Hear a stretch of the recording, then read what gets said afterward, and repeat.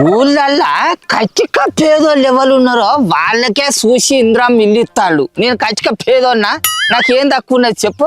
సరే ఆ ముచ్చట కాదు, ఈ లీడర్ సాబ్ తోటి ఏరే ముచ్చట మాట్లాడుతున్నా కానీ, లీడర్ సాబు నేను పొలం నాచేసి 2 నెలలు దగ్గరకు వస్తాను. వాని కాళ్ళు మొక్కి వీని కాళ్ళు మొక్కి వాని గదవ బట్టి వీని గదవ బట్టి నీళ్లను బతిలాడుకొని పెట్టుకొని ఇక ఎట్లనో తీరుగానైతే గడ్డకు పడేసుకుంటా. ఇక ఇంకొక నెల రోజులు అయితే ఆ పొలం ఇక చేతికి వస్తుంది. నీ పొలానికి అన్నకు ఏం సంబంధం అని సోదంతా చెప్తున్నా ముసలోడా?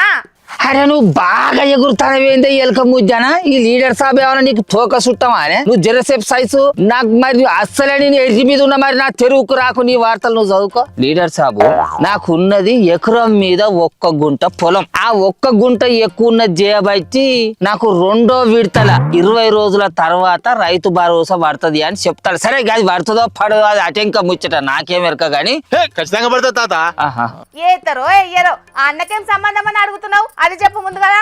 మా రైతులకు రైతు భరోసా ఏస్తామనే 9,000 కోట్ల రూపాయల అప్పు తీసుకొచ్చిందట. అవి ఏమైనాయో ఇంతవరకు అడ్రస్ లేదు. ఇప్పుడు మేము పండిస్తున్న యాసంగి పంట వరిని కొనేటందుకు మళ్ళా 22,700 కోట్ల రూపాయల అప్పు తీసుకొచ్చిర్రట. అసలు ఈ రూపాయలన్నీ ఏం చేస్తానరా? ఏం చేసిందంటే కేసీఆర్ సార్ అప్పుల్లో తెలంగాణ చేసిండట. ఎరికేనా నీకు? ఒక్కటోసారి కేసీఆర్ సార్ చేసిన 7 లక్షల కోట్ల అప్పు గురించి ఎప్పుడన్నా అడిగినావా నువ్వు? రెండోసారి కేసీఆర్ సార్ చేసిన అప్పులో మిత్తులు కట్టుడే సరిపోతుందట. ఎరికేనా నీకు?